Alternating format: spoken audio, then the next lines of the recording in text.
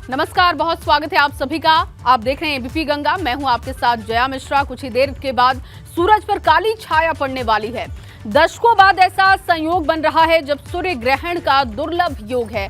ये सूर्य ग्रहण इस साल का आखिरी सूर्य ग्रहण है जो दिवाली के ठीक एक दिन बाद पड़ रहा है। आज के दिन गोवर्धन पूजा की जाती है, लेकिन सूतक काल लगने की वजह से धार्मिक कार्यों पर रोक है। कई मंदिरों के कपाट बंद हो चुके हैं और ऐसे में आज का सूर्य ग्रहण कैसा रहने वाला है, इस दौरान आपको क्या सावधानियां बरतनी होंगी, साथ ही जब सूर्य ग्रहण खत्म हो उसके तुरंत बाद आपको क्या करना है, ये आपको बताएंगे। साथ ही हमारे खास मेहमान भी जुड़ेंगे, लेकिन उससे पहले ये खास रिपोर्ट देखिए।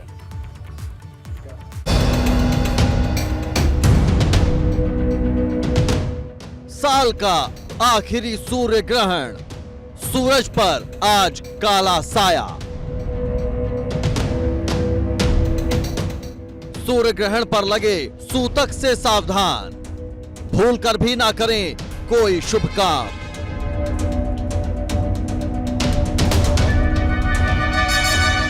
ग्रहण का मंत्र और जप है समाधान।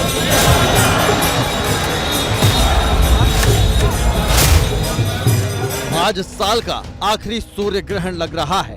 कहते हैं कि सूर्य ग्रहण हमेशा अमावस्या पर ही होता है, लेकिन इस बार कई साल बाद सूर्य ग्रहण का दुर्लभ संयोग बन रहा है। ये चार तस्वीरें देवभूमि के चार धाम की हैं, जहां सूर्य ग्रहण से पहले लगे सूतक के चलते मंदिरों के कपाट बंद कर दिए गए। सिर्फ उत्तराखंड ही नहीं, उत्तर प्रदेश में भी अलग अलग जिलों में मौजूद मंदिरों के कपाट सूर्य ग्रहण के चलते बंद हो गए। सूर्य ग्रहण के चलते लगे सूतक में किसी भी तरह से धार्मिक और शुभ काम नहीं किए जाते हैं। धर्म के जानकारों का कहना है कि ग्रहण के दौरान सूर्य पीड़ित होते हैं, उनकी शुभता में कमी आती है, जिस वजह से पूजा पाठ नहीं किया जाता। सूतक के पीरियड में अवधि में पूजा पाठ इत्यादि करना वर्जित बताया गया है। कहते हैं जो भी आप करते हैं और जो भी आप पूजा पाठ का पूर्ण संग्रह होता है वो सब निकष्ट हो जाता है, खत्म हो जाता है, समाप्त हो जाता है। इसलिए सूतक काल में पूजा पाठ वगैरह न करना चाहिए। सूर्य ग्रहण के मौके पर काफी सावधानी बरतनी पड़ती है।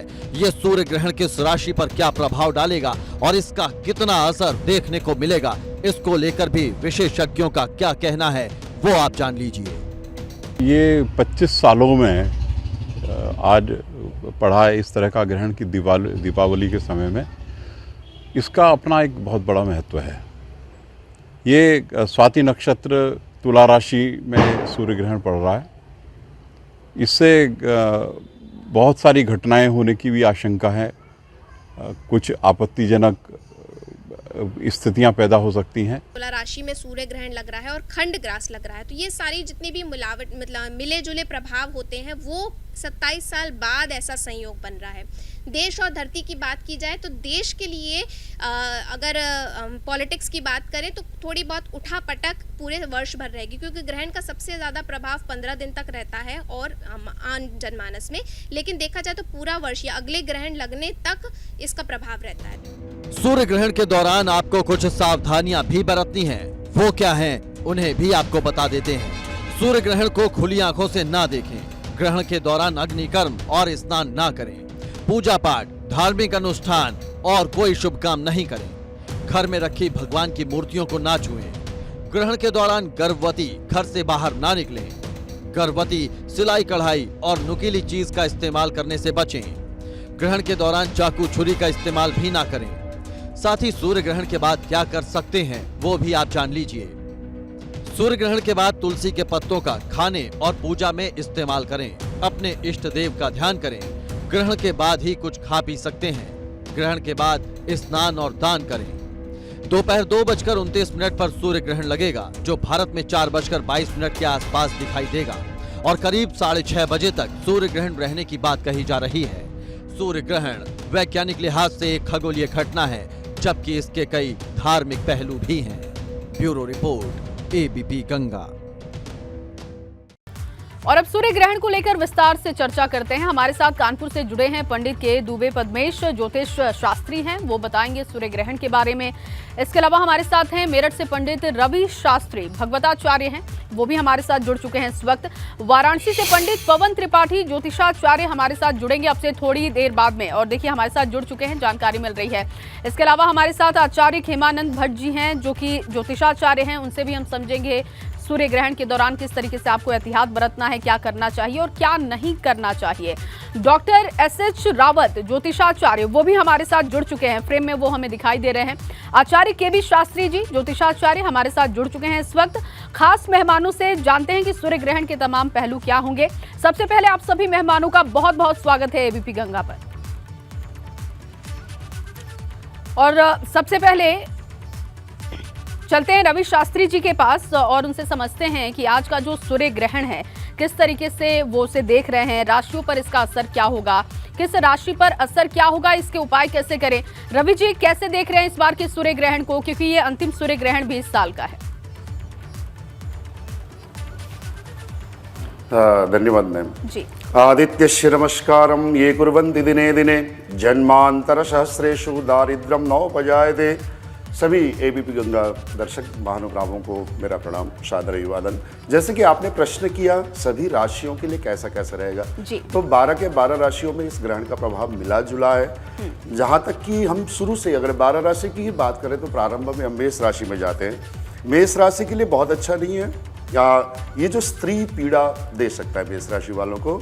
वृष राशि वालों के लिए बहुत ही अत्यधिक अच्छा है। वृष राशि का मतलब इसका स्वामी शुक्र होने से क्या होता है कि सभी भी शुक्र से रिलेटेड जितनी भी मीडिया है, माफ कीजिएगा बीच में मैं बात करूं एबीपी गंगा की, तो ये समथिंग 15 अप्रैल 2019 को आज से 3 वर्ष से पहले ये प्रारंभ किया गया था, जो कि संक्रमित समय संक्रांति के समय पर प्रारंभ किया गया था, जिसके कारण ये एबीपी गंगा आज उत्तर प्रदेश उत्तराखंड का नंबर 1 काफी संक्रमणों को झेलते हुए बन चुका है। तो मीडिया क्षेत्र के जगत, मेकअप आर्टिस्ट, कला क्षेत्र के लोगों के लिए और भी लोगों के लिए जिसका कि स्वामित्व शुक्र हो, उन सभी के लिए यह ग्रहण अत्यधिक उपयुक्त है, घबराने की बिल्कुल आवश्यकता नहीं। रही बात मिथुन राशि की, मिथुन राशि के लिए भी यह ग्रहण सामान्य तौर से चिंतादायक है और कर्क राशि के लिए व्यथाकारक, और जबकि सिंह राशि के लिए अत्यधिक बहुत ही सुंदर है, श्री प्राप्ति कारक है, लक्ष्मी प्राप्ति कारक है। आगे बढ़ते हैं तो सिंह राशि के बाद कन्या राशि, उनके लिए भी इतना उत्तम नहीं, क्षति के योग है, घात भी है। तुला राशि के लिए, तुला राशि के लिए तो विशेष तौर से ग्रहण कतई उपयुक्त नहीं है। और तुला राशि से लेके बहुत सारी चीज़ें हैं ना, जबकि इसका स्वामी भी शुक्र है तुला का, उसके बावजूद भी तुला राशि में कई ग्रहों के संयोग से पड़ने के कारण नकारात्मक प्रभाव ज़्यादा रहेंगे, इसके लिए सावधानी बरतनी होगी। तुला राशि वाले इस ग्रहण के नकारात्मक प्रयोग से बचने के लिए बहुत सारे समय, जैसे सूतक के समय पर भोजन इत्यादि ना करें, सूतक के समय पर खुले सिर लेकर बाहर ना घूमें, और साथ ही साथ जो तुला राशि के वाले लोग मुख्य रूप से दान इत्यादि सूर्य ग्रहण के उपरांत, स्नान के उपरांत अवश्य करें। बाकी और राशियों के लिए भी सामान्य तौर से मिला जुला ही प्रभाव रहेगा। जी, यानी कि मिला जुला प्रभाव हर राशि के लिए है, जैसा कि आप बता रहे हैं। के दुबे जी के पास अब चलते हैं, कानपुर से वो हमारे साथ जुड़े हुए हैं। दुबे जी, आप कैसे इस बार के सूर्य ग्रहण को देख रहे हैं, कैसा असर इस बार रहेगा, किस तरीके के एहतियात हमें बरतने चाहिए? सूर्य ग्रहण 2022 का जी पहला ग्रहण पड़ा था 30 अप्रैल को, और उसके बाद में चंद्र ग्रहण पड़ा 15 मई को, जो कि दोनों ही भारत में नहीं दिखाई दिए, इस कारण से उनका प्रभाव नहीं पड़ा। लेकिन ये कार्तिक मास में सूर्य ग्रहण पड़ रहा और उसके बाद में तत्काल 8 नवंबर को चंद्र ग्रहण पड़ेगा। ऐसा इस अद्भुत संयोग, कहते हैं कि महाभारत के काल में कार्तिक मास में ऐसा अद्भुत संयोग था। अब इस ग्रहण में विशेष बात क्या है? विशेष बात यह है कि सभी ग्रह खड़ाष्टक योग बना रही है, यानी एक ग्रह दूसरे से छठे है। जैसे बुध जो है बृहस्पति से खड़ाष्टक योग बना रहा है जी, राहु 4 ग्रह तुला में जो हैं उनसे खड़ाष्टक योग बना रहा, शनि मंगल का खड़ाष्टक योग बना रहा, पूरे 9 के 9 ग्रह खड़ाष्टक योग बना रहे हैं। जब खड़ाष्टक योग बनाते हैं तो किसी क्षेत्र में अद्भुत प्रगति होती है, यानी धार्मिक क्षेत्र में तो अद्भुत प्रगति होगी जी। शनि का जो वक्री प्रभाव था वो खत्म होकर के मार्गी प्रवाह हो गया। इसलिए टेक्निकल मजदूर, आम व्यक्ति जो आपके यहाँ टेक्निकल लोग हैं उनके लिए भी बहुत अच्छा समय होगा। जो संवाददाता है उनके लिए भी बहुत अच्छा समय होगा।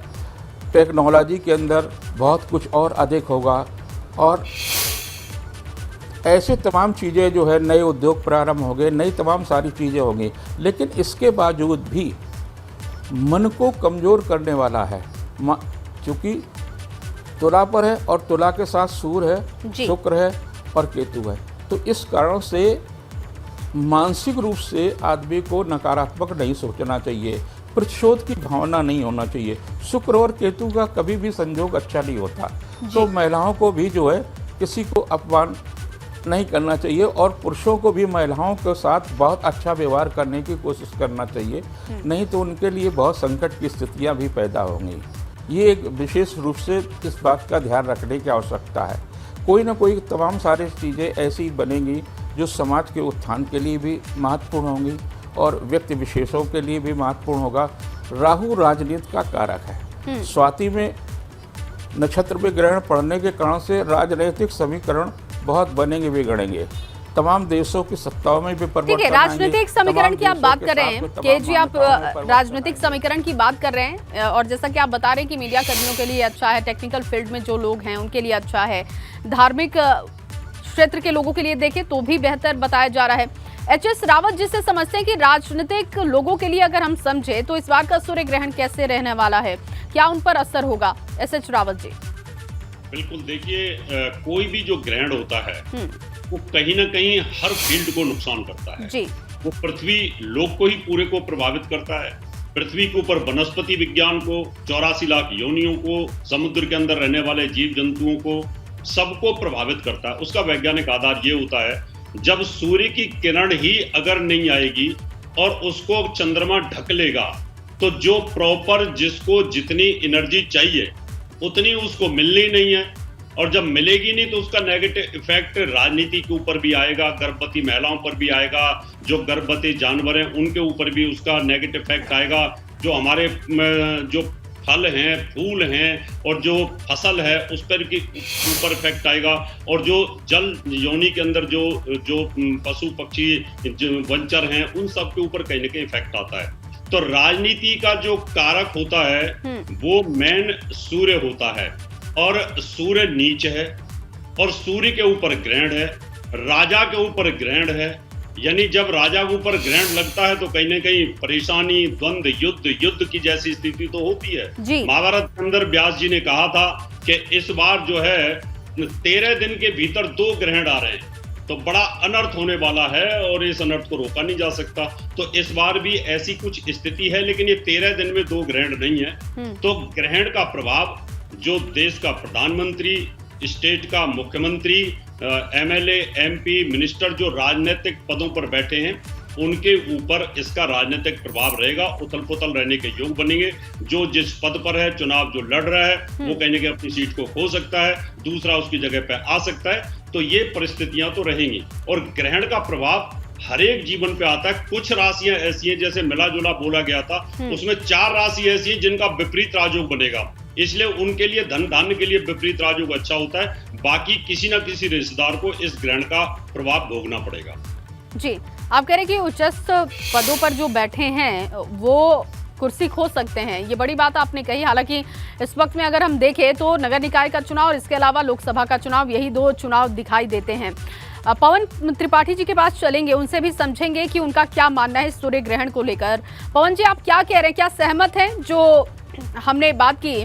कहना है कि एच.एस. रावत जी का कहना है कि जो उच्चस्थ पदों पर बैठे हैं वो कहीं ना कहीं कुर्सी खो सकते हैं, इस तरीके के योग्य भी इस सूर्य ग्रहण से बन रहे हैं, तो आप क्या इससे सहमति रखते हैं? जी बिल्कुल, सूर्य ग्रहण जो है या चंद्र ग्रहण एक प्राकृतिक खगोलीय घटना है। यह एक सामान्य प्रक्रिया है ब्रह्मांड की, लेकिन जीव जगत पर, जैसा कि रावत साहब ने कहा, केवल मानव पर ही नहीं बल्कि 84 लाख जो योनियां हैं, सारे जीव हैं, जलचर, थलचर, नभचर, सब पर इस पर का प्रभाव पड़ता है।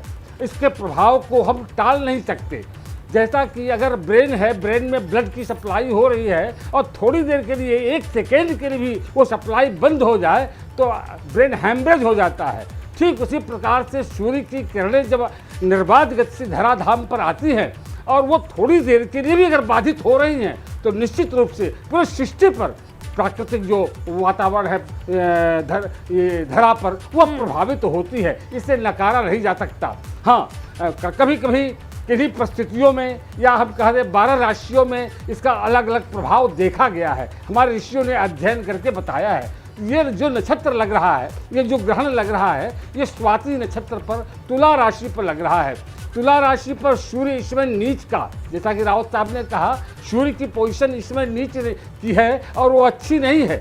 और उसके साथ ग्रहण भी राहु ग्रसित भी कर रहा है। एक और बड़ी बात है कि इस ग्रहण को शनि 10वीं दृष्टि से देख रहा है। शनि की दृष्टि यानी कि जो ग्रहण लगा हो और उस पर शुभ ग्रहों की दृष्टि न हो, पापक ग्रहों की दृष्टि हो, तो वह ग्रहण और बलशाली हो जाता है। तो जैसा कि हम देख पा रहे हैं कि कार्तिक महीने में 2 ग्रहण पड़ रहे हैं। सूर्य ग्रहण ठीक 14-15 दिन बाद फिर चंद्र ग्रहण पड़ रहा है। धर्मशास्त्र की माने तो धर्मशास्त्र में कहा गया है कि एक ही महीने में अगर 2-2 ग्रहण पड़ रहे हों तो निश्चित रूप से उत्पातकारी है, ये शुभ संकेत नहीं है। इसमें बम विस्फोट, अराजक तत्वों की वृद्धि, आतंकवाद की वृद्धि, और जिसमें हम कह सकते हैं, जैसा कि हम विश्व परिप्रेक्ष्य में देख पा रहे हैं कि रूस का जो युद्ध चल रहा है, इसमें परमाणु बम के फूटने की भी प्रबल आशंका है। यह संकेत है, यह कि अच्छे संकेत नहीं है। राष्ट्राध्यक्षों का पतन हो सकता है, उत्थान हो सकता है, सत्ता परिवर्तन हो सकती है, प्राकृतिक आपदा बढ़ सकती है, जल में सुनामी आ सकती है, वायुमंडल में विक्षोभ हो सकता है। इसके कई परिणाम देखे जा सकते हैं। लेकिन अगर हम राशियों की बात करें, जो कि हमारा होरा शास्त्र है, होरा शास्त्र में हम व्यक्ति विशेष की बात करते हैं। अगर व्यक्ति विशेष की बात करें तो तुला राशि जिस राशि पर यह ग्रहण लग रहा है, उनके लिए यह ग्रहण बहुत अच्छा नहीं है। चोट चपेट, एक्सीडेंट, चीड़ फाड़, ऑपरेशन, फोड़ा फुंसी, ये इत्यादि उनको शारीरिक पीड़ा मिलने की प्रबल संभावना है। दूसरी अगर राशि की बात करें वो है मीन राशि। मीन राशि के जातकों के लिए यह ग्रहण मृत्यु स्थान में लग रहा है। मृत्यु स्थान में अगर ग्रहण लगे, वो उसको, उस जातक को मृत्यु तुल्य कष्ट, ऐसी व्याख्या धर्मशास्त्रों में बताई गई है। और भी अब सामान्य रूप से अगर हम देख ले, तीसरे भाव में अपनी राशि से, ठीक है पवन जी, आगे भी चर्चा करेंगे, और इसके बाद खेमानंद जी का रुख करेंगे, क्योंकि देहरादून से वो हमारे साथ जुड़े हुए हैं। और आज हम लगातार सुबह से तस्वीरें भी दिखा रहे हैं खेमानंद जी कि जो 4 धाम के कपाट हैं वो बंद हो चुके हैं। 12 घंटे का जो सूतक है वो शुरू हो चुका है। तो दर्शकों को विस्तार से बताइएगा कि ये सूतक क्या होता है, क्यों 12 घंटे पहले पूजा पाठ बंद कर दी जाती है, ग्रहण खत्म होने के बाद पूजा पाठ के विधि विधान क्या होते हैं, उसका असर क्या होता है, तमाम चीजों को विस्तार से बताइएगा। जी, पहली बात तो एक जो सूर्य ग्रहण इस समय पड़ रहा है, बड़ा अद्भुत संयोग है जी। ठीक, आप देखिए आज के दिन मंगलवार को सूर्य ग्रहण पड़ रहा है और 8 नवंबर को ठीक मंगलवार को चंद्र ग्रहण पड़ रहा है। दोनों एक ही दिन मंगलवार को पड़ रहे हैं और मंगल भूमि का द्योतक है।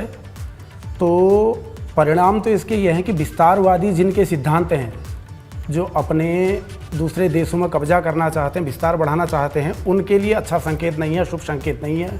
भूमि के लिए बहुत भयंकर विस्फोट, युद्ध, ऐसी स्थिति बनने वाली है।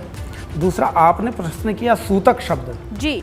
सूतक शब्द यद्यपि शास्त्र में सूतक ही मिलता है, लेकिन आजकल सूतक, वर्तमान में सूतक शब्द को, मेरा जो व्यक्तिगत विचार है वो हटा देना चाहिए। इसको अशौच कहना चाहिए। ग्रहणा अशौच, ग्रहण का अशौच अपवित्रता। तो ऐसे में 12 घंटे सूर्य ग्रहण का सिद्धांत है, 12 घंटे पूर्व अशौच प्रारंभ हो जाता है। इसलिए देवताओं का स्पर्श इत्यादि, पूजा पाठ इत्यादि ये बंद हो जाती है। तो इसलिए मंदिर के कपाट 12 घंटे पहले बंद किए जाते हैं। चंद्र ग्रहण में 9 घंटा पहले कपाट बंद कर दिए जाते हैं, 9 घंटा पहले अशौच प्रारंभ हो जाता है। तो इसलिए बद्री, केदार इत्यादि जितने भी मंदिर हैं, एक महाकाल को छोड़ करके उज्जैन में सारे मंदिरों के कपाट बंद हो जाते हैं। ठीक है, महाकाल को ग्रहण का कोई असर ठीक है, यानी कि कुल मिलाकर अपवित्रता की स्थिति शुरू हो जाती है और ऐसे में हमें भगवान का स्पर्श नहीं करना चाहिए, इस वजह से कपाट बंद किए जाते हैं। और आपको बड़ी खबर बता दें, सूरज पर लगा ग्रहण काल 2:29 हो चुके हैं, सूर्य ग्रहण शुरू हो चुका है और भारत में शाम 4:22 पर यह दिखेगा, शाम 6:32 तक सूर्य ग्रहण रहेगा।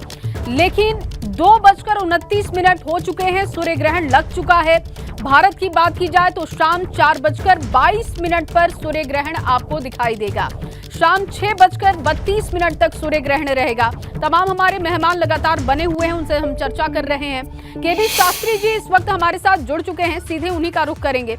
केबी जी, किस तरीके से आप इस सूर्य ग्रहण को देखते हैं, क्योंकि सूर्य ग्रहण शुरू हो चुका है। कहते हैं कि बहुत सारे एहतियात आपको बरतने होते हैं, सूर्य ग्रहण के दौरान आपको घर से बाहर नहीं निकलना होता है, चाकू छुरी किसी भी नुकीली चीज का प्रयोग नहीं करना होता है, गर्भवती महिलाओं के लिए भी बहुत एहतियात बरतने की बात कही जाती है।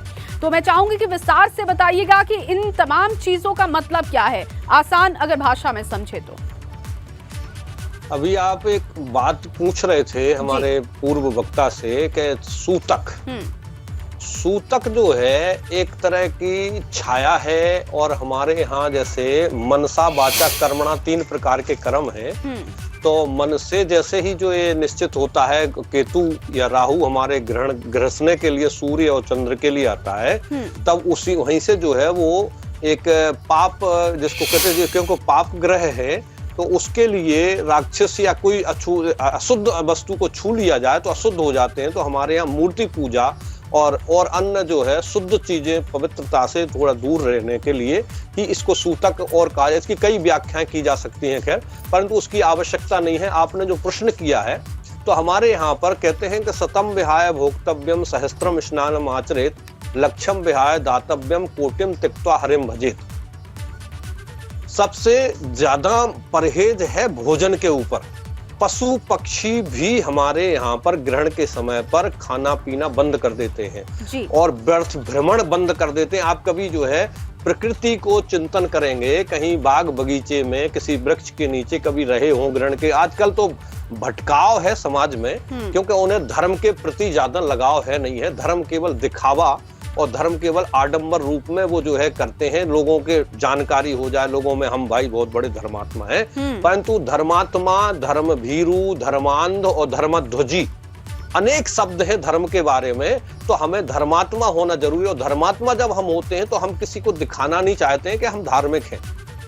परंतु आज बिगर जो है जो दिखेगा वही बिकेगा। अब आप जानते हैं कि प्रचार जिसका है, प्रसार जिसका है, वही जो है ज्यादा योग्य माना जाएगा। परंतु वास्तविक बात यह है कि सतम विहाय भोक्तम, स्व काम छोड़कर भोजन करना चाहिए, परंतु इसमें विशेष तौर से भोजन पर ही प्रतिबंध है। खान पान जो है ग्रहण के समय नहीं करना चाहिए, नहीं तो रोग ग्रस्त तो होगा ही। आज जो है नानक दुखिया सब संसारा, सुखी वही जो नाम धारा। आज ज्यादातर लोग रोगी क्यों हैं?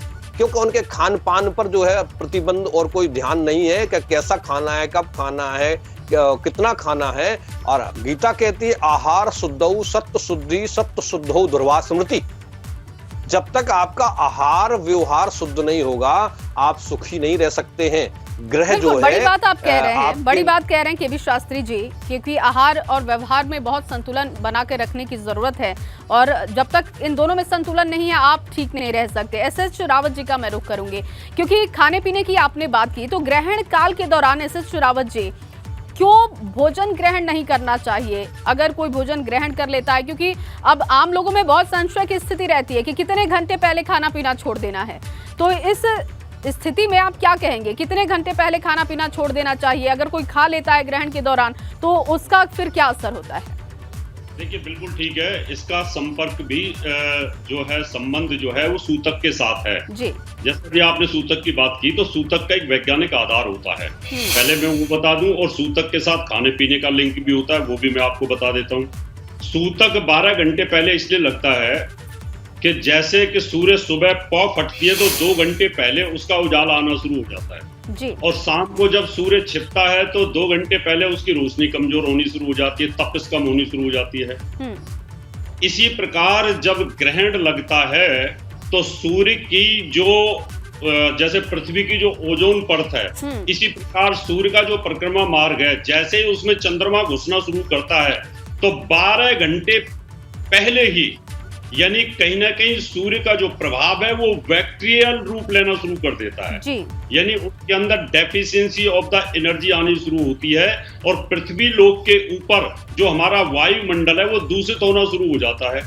इसलिए 12 घंटे पहले मंदिरों के पट बंद कर दिए जाते हैं कि पूजा पाठ नहीं होगी, क्यों मनुष्य का जो जीवन है, मनुष्य का जो ऑरा है वो कहीं ना कहीं 12 घंटे पहले नेगेटिव एनर्जी से प्रभावित होना शुरू हो जाता है। ये इसका वैज्ञानिक आधार होता है। जब आपके अंदर अगर सूतक की शुरुआत हो चुकी है और उस कंडीशन में 3 चीजें जैसे गर्भवती महिला है या कोई रोगी है, कोई बुजुर्ग है या बच्चा है, उनके लिए यहाँ पर सिर्फ छूट दी गई है, वो भी उस कंडीशन में कि अगर आपके भोजन के अंदर पहले से ही तुलसी का पत्ता डाला हुआ है, दूध के अंदर तुलसी का पत्ता डाला है, पानी के अंदर तुलसी का पत्ता डाला हुआ है और मजबूरी में देना है तो वो लोग इस समय ले सकते हैं। लेकिन जो आम आदमी है अगर उस भोजन को लेता है और भोजन को सुरक्षित रूप से नहीं रखा गया है तो जैसे ही वातावरण में तापमान चेंज होता है तो बैक्टीरिया जो होते हैं वो 3 से 4 डिग्री पे बनते हैं और बिगड़ जाते हैं। जब इसमें टेम्परेचर में 10 से 12 डिग्री का टेम्परेचर का फर्क आ जाता है,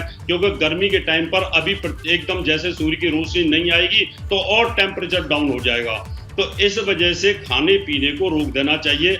अगर आप खाओगे तो आपके शरीर के अंदर जो ऊर्जा मिलती है वो सूर्य से मिलती है।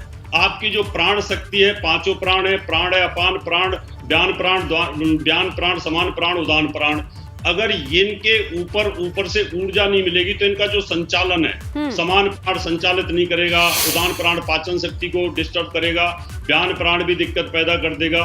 तो हमारी पाचन शक्ति अंदर डिस्टर्ब होती है और फूड पॉइजनिंग का खतरा बनता है। अगर फूड पॉइजनिंग का खतरा बनेगा ग्रहण के काल पर तो फिर उस आदमी को नेगेटिव प्रभाव आएंगे, बीमारी आएगी। तो ये एक वैज्ञानिक प्रक्रिया है और इस वैज्ञानिक प्रक्रिया को सभी लोगों को समझना चाहिए, वैज्ञानिकों को भी समझना चाहिए, हमारे जो बच्चे मानते नहीं है उसको भी समझना चाहिए। इसका प्रोसेस स्लो होता है लेकिन होता निश्चित तौर पर है। लेकिन जो बीमार आदमी है, जो बच्चा है, जो गर्भवती महिला है, उनके अंदर already deficiency of the energy होती है। जब सूर्य की एनर्जी कम होती है तो उन पर सीधा सीधा प्रभाव आना शुरू हो जाता है।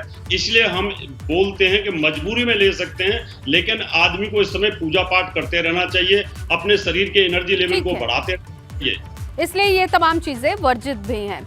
अब मेरठ का रुख करेंगे, रवि शास्त्री जी हमारे साथ जुड़े हुए हैं और लगातार हम इसी पर चर्चा कर रहे हैं कि आखिर कुछ चीजें क्यों एहतियात के तौर पर बरती जाती हैं, जिस पर एसएस रावत जी ने भी प्रकाश डाल दी है। रवि शास्त्री जी, क्योंकि गर्भवती महिलाओं के लिए एक बात और कही जाती है, हालांकि सामान्य लोगों के लिए भी ये बात कही जाती है कि आपको किसी भी नुकीली चीज का प्रयोग नहीं करना चाहिए ग्रहण के दौरान में, और कहा जाता है कि गर्भवती महिला अगर करती है किसी भी नुकीली चीज का प्रयोग तो उसका सीधा असर बच्चे पर पड़ता है। इसके क्या आधार हैं, क्या मायने हैं इसके? जी मैम, सबसे बड़ी मायने तो इस बारे में मैं यही कहूँगा, गर्भवती महिला के बारे में बात करते हैं तो, कि सबसे पहले ना लोक विरुद्धम शास्त्र विरुद्धम लोक वसिद्धम नाकरणीयम नाचरणीयम, ये शास्त्रीय मत है हम लोगों का, कि जो हमारा लोकाचार एक चलता आ रहा है। कई लोगों को हम लोग भी देखते हैं, आप लोगों ने भी अपने तरीके से देखा होगा, सब विद्वजन बैठे हैं, मेरे से पूर्वज लोग हैं सब लोग, तो उन सब के जीवन में भी कभी न कभी आया है कि कोई ग्रहण काल में किसी चीज़ को हमने काटा है, किसी नुकीली चीज़ को प्रयोग किया है। या फिर मैम एक बात और बताऊंगा मैं इसमें, किसी माता ने, गर्भवती स्त्री ने किसी वस्त्र को भी अधिक टाइट पहना है, अर्थात जैसे नाड़ा इत्यादि बांधते हैं, कोई भी बंधन वाली चीज़ उसको टाइट किया है, तो ये देखने में आया कि बच्चे का कहीं ना कहीं अंगभंग है ना। कई बार ऐसा भी देखने में आया कि कोई अंग ही नहीं है, ऐसी कंडीशन आती है। एक बात और बताऊंगा, केवल भोजन का ही नहीं, पूज्य रावत जी ने बहुत अच्छी वैज्ञानिक दृष्टिगत और जो पद्मेश जी ने बहुत सुंदर यहाँ पे दृष्टि डाली थी।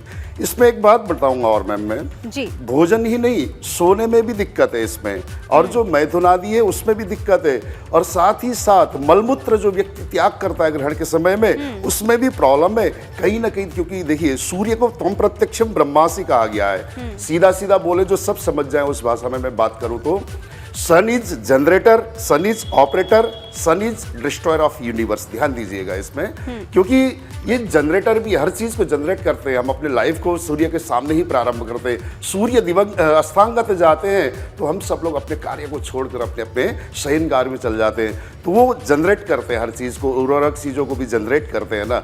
उन पे कोई कष्ट आ जाए तो जनरेशन में समस्या आनी स्वाभाविक है। एक बात रही बात ऑपरेशन में, तो हर चीज को चलाने में सूर्य का बहुत बड़ा योगदान होता है। सूर्य के बिना हम किसी चीज की कल्पना कर ही नहीं सकते। इसलिए जनरेटर, ऑपरेटर एंड डिस्ट्रॉयर, कोई प्रॉब्लम भी आती है, उर्वरक चीजें, विषाक्त चीजें ज्यादा पृथ्वी में फैलती हैं तो भी सूर्यदेव भी उसको डिस्ट्रॉय करते, सुखाते। ये भी आप सब लोग जानते हैं, ये सबके सामने देखी हुई चीजें।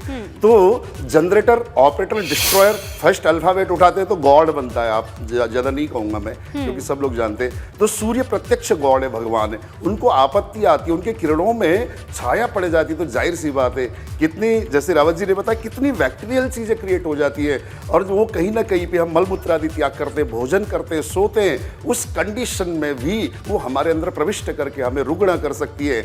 और गर्भवती महिलाओं का तो क्योंकि इस समय अशक्त हो जाती है बेचारी, क्योंकि उन पे पहले ही एक मार होता है, पहले ही कई सारे कीटाणु उन पे अटैक किए हुए थे। ऐसी परिस्थिति में सूर्य के दूषित कीटाणु और अटैक करें। बिल्कुल, और देखिए उसका वैज्ञानिक आधार भी है, जो कि एसएच रावत जी भी बता रहे थे, जैसा कि आप भी बता रहे हैं। क्योंकि कई बार ये स्थिति पैदा हो जाती है कि धर्म को विज्ञान के तर्क पर लोग तोलना शुरू कर देते हैं, खासतौर पर ऐसे पैमानों पर जब सूर्य ग्रहण हो, चंद्र ग्रहण हो। लेकिन इसका वैज्ञानिक आधार भी एसएच रावत जी ने बहुत ही साफ किया कि ये वैज्ञानिक आधार है, बैक्टीरियल इफेक्ट क्या होते हैं, वो तमाम चीजें उन्होंने रखी।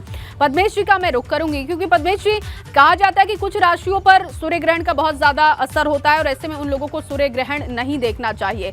लेकिन सामान्य तौर पर बहुत लोग सूर्य ग्रहण को देखते भी हैं। तो जिन राशियों पर इसका असर होता है, अगर वो सूर्य ग्रहण को देखते हैं तो क्या दिक्कत आती है? और सामान्य लोग अगर सूर्य ग्रहण को देखते हैं तो क्या उससे बचना चाहिए या सूर्य ग्रहण वो देख सकते हैं? इस पर प्रकाश डालिएगा। नंगी आंखों से, यानी खुली आंखों से सूर्य ग्रहण किसी को भी नहीं देखना चाहिए जी। कई बार देखा मैंने अपने जीवन के 57-58 साल के प्रैक्टिस में ज्योतिष के, कि मना किया कि आप सूर्य ग्रहण को मत देखिए।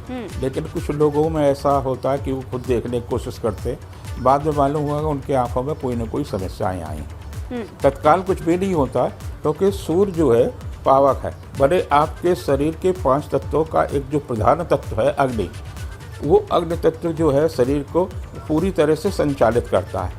और वो ज्योति है, आँख तो आपकी ज्योति है, तो उस पर सबसे ज़्यादा सूर्य का प्रभाव पड़ता है। इस कारण से किसी को भी नहीं देखना चाहिए। अगर आपको देखना है तो सामान्य तौर से एक थाली ले लीजिए, चांदी की थाली हो सकती है, किसी की थाली हो सकती है, उसमें आप जल भर लीजिए और सूर्य का जो ग्रहण का प्रभाव उसमें दिखाई देगा, उसको अगर आप देखते हैं तो आपको नहीं कोई समस्या होगी। दूसरे आपके टीवी चैनल हैं, उन पर आप देख सकते हैं, उसमें आपका कोई प्रभाव नहीं होगा। लेकिन खुली आंखों से न देखें तो बेहतर होगा।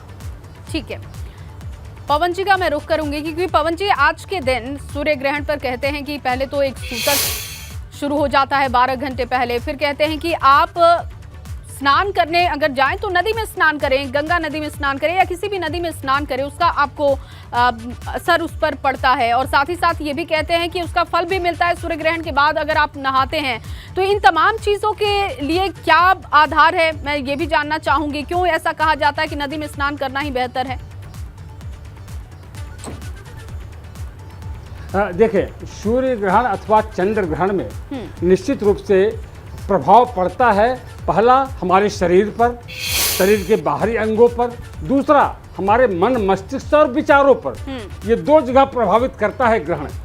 तो हमारे ऋषियों ने ग्रहण से बचने के लिए केवल 2 मार्ग बताए हैं, तीसरा कोई मार्ग नहीं है। स्नान और दान, ये 2 मार्ग बताए हैं, जिसकी हमारे 18 पुराण में यही चर्चा बार बार मिलती है कि ग्रहण से हम बचे कैसे, तो कहते हैं स्नान और दान से। स्नान करने के लिए बहते हुए जल का प्रवाह, यानी नदियों की तरफ चलें, गंगा इत्यादि जो बड़ी नदियां हैं उसमें जाएं, और ग्रहण के दौरान यानी कि मध्य में जब ग्रहण लगा हो तब भी स्नान करें, और मोक्ष जब हो यानी ग्रहण समाप्त होता है तब भी स्नान करें। स्नान करने से ग्रहण का जो बाह्य शरीर पर हमारे प्रभाव हुआ है वह दूर हो जाता है। दूसरा दान, दान करना, दान एक ऐसी प्रक्रिया, काल में दान में एकम कलौ युगे, कलयुग में दान ही एक ऐसी क्रिया है जिससे हम अपने आभ्यंतरिक मन, मस्तिष्क और विचारों के द्वारा जो प्रभावित है, ग्रहण का प्रभाव पड़ा हुआ है, नकारात्मक ऊर्जा है, उस दोष को दूर करने के लिए हम दान करते हैं। तो स्नान के बाद तुरंत दान करें, ऐसा नहीं कि स्नान करके थोड़ी देर बाद दान करें। स्नान करके निकले और वही हाथ में जलाक्षत द्रव्यम चादाय संकल्पम कुर्यात, जल अक्षत द्रव्य और कुशा लेकर के संकल्प करें कि हम किस लिए यह दान कर रहे हैं। संकल्प का विशेष महात्मा है। तो जैसा ऋतु हो उस तरह का दान, देश काल और परिस्थिति के अनुसार दान भी बताया गया है। जैसे कि शरद ऋतु प्रारंभ हो गया है, इस समय ऊनी वस्त्र दान कर सकते हैं, अलाव इत्यादि की वस्तुएं दान कर सकते हैं, उपानह यानी जूते दान कर सकते हैं, अन्न दान कर सकते हैं।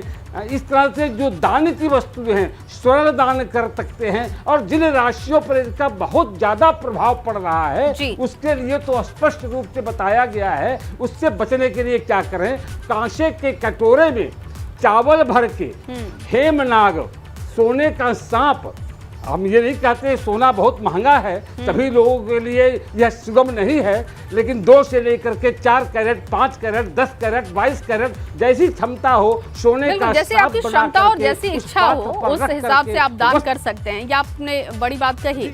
और दान पुण्य का क्या महत्व होता है वो पवन जी आपने बताया।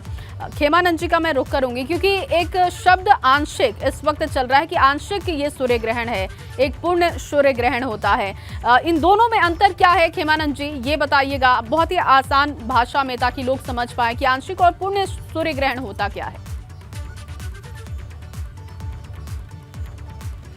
जी, इस समय में जो सूर्य ग्रहण पड़ रहा है ये आंशिक है। आंशिक सूर्य ग्रहण का अर्थ है कि पूरे सूर्य को ढकता नहीं है चांद, चंद्रमा पूर्ण रूप से पृथ्वी और सूर्य के बीच में नहीं आ पाता है, एक किनारे को लेकर के जो चलता है उसको आंशिक सूर्य ग्रहण कहते हैं। आज से लगभग 3 वर्ष पहले एक ग्रहण पड़ा था जो पूर्ण सूर्य ग्रहण था, जिसमें पूरा एकदम अंधेरा सा हो गया था, कंकणाकृति भी उसको कहते हैं, पूर्ण सूर्य ग्रहण भी कहते हैं। तो इस समय में आंशिक सूर्य ग्रहण है। एक हिस्से को चांद जो है लगभग 52 से 57% तक सूर्य के आगे चंद्रमा की छाया दिखाई पड़ेगी, तो उसको आंशिक कहा जाता है। जो कुछ अंश को ढकता है, जो कुछ अंश को बंद कर देता है, उसके प्रकाश को अवरुद्ध करता है, उसको आंशिक कहा जाता है। ठीक है, आपने बहुत ही आसान भाषा में ये बताया कि आंशिक और पूर्ण सूर्य ग्रहण क्या है।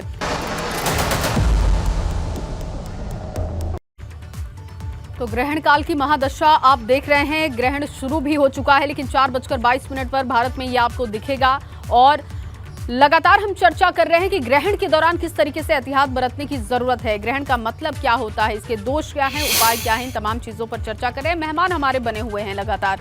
और के दुबे जी का एक बार फिर से रुख करेंगे क्योंकि हम बात कर रहे हैं कि जो कपाट बंद हो जाते हैं उसके बाद ध्यान करना चाहिए, दान पुण्य करना चाहिए, इसका फल मिलता है।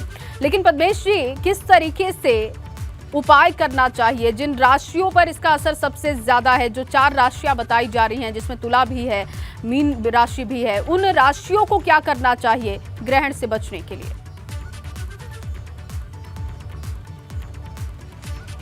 हमारा शास्त्र कहता है स्नान, दान और दर्शन हमारे प्रायश्चित है, तन और मन को स्वस्थ रहने की एक विकल्प है, इसके अलावा कोई विकल्प नहीं है। स्नान जो प्रवाह वाली नदियां हैं, जो लगातार बहने वाली नदियां हैं, तत्काल दान करना चाहिए, उसके बाद में दर्शन करना चाहिए।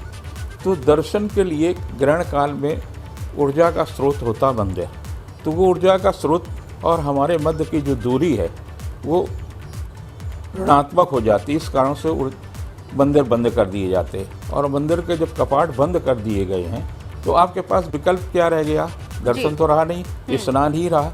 स्नान आप करेंगे तत्काल ग्रहण के जैसे ही मोक्ष होगा, ग्रहण यानी 6:22 पर या 30 मिनट पर जितने पर, तो आप उसके बाद में तुरंत स्नान करेंगे। जो लोग यज्ञो पवित्र धारण करते हैं वो यज्ञो पवित्र को परिवर्तित करेंगे, यानी जनेऊ का परिवर्तन करेंगे, और अपने घर की जो मूर्तियां हैं उन्हें पुनः स्नान कराएंगे, उनके वस्त्र बदलेंगे, उनका सारा सब कुछ श्रृंगार बदलेंगे, ये उनका तब उनके दर्शन करेंगे। और जो आपके वस्त्र हैं, वस्त्रों का भी आपको दान करना होगा।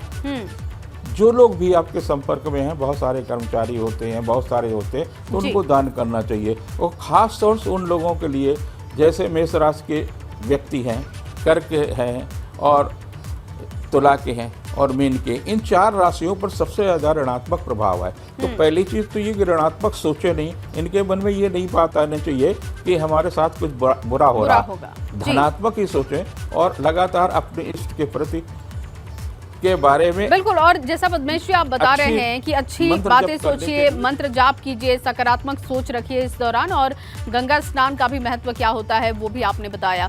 आप सभी मेहमानों का बहुत शुक्रिया जुड़ने के लिए, बातचीत करने के लिए।